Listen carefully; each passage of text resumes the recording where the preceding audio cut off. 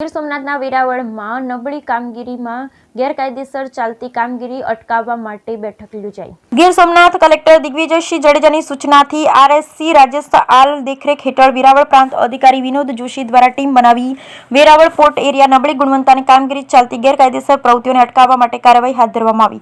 Tender વિરોધની કામગીરી ચાલે છે પણ અધિકારી મૌન, જેમાં સીઆરઝેડ વિસ્તારમાં અનઅધિકૃત સ્ટોરેજ કરેલા બોલ્ડર આશરે 1500 થી 1800 ટન, બ્લેક ટ્રેપ અને 2900 થી 3000 ટન એમસેન્ડ બંને અંદાજિત કિંમત 17,28,000 રૂપિયાની જપ્તી કરવામાં આવેલ। બિનકાયદેસર સ્ટોર કરેલ એવી ઓઇલ તેમજ ડીઝલ બેરલની ક્વોન્ટિટી 1200 લીટર, ડીઝલની કિંમત 1,12,000 સાથે 260 કિલોગ્રામ, ગ્રીસની આશરે કિંમત 46,375 અને 720 લીટર અલગ હેવી ઓઇલની કિંમત આશરે 1,75,550 રૂપિયા, આમ અંદાજિત કુલ કિંમત રૂપિયા 20,61,925 ની જપ્તી કરવામાં આવેલ।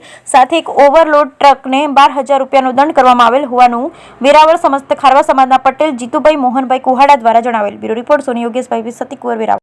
ગોપાલ ગોપાલી વેરાવળ મોટરસાઇકલ પ્રમુખ છું। જે બંદરમાં જે ડીઝલને પકડાયું છે તે વિશે આપનું શું કહેવું છે?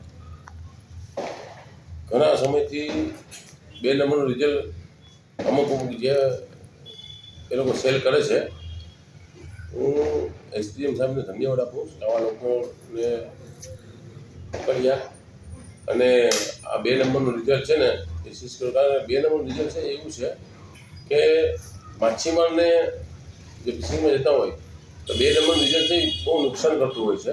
એ ખરેખર ઓરિજિનલ ડીઝલ હોતું નથી અને એકદમ નબળી ક્વોલિટીનું ડીઝલ આવતું હોય છે। તો તે આજે પકડવામાં આવ્યું છે, ખૂબ ખૂબ એમ અભિનંદન એસડીએમ સાહેબને અમે આપીએ છીએ।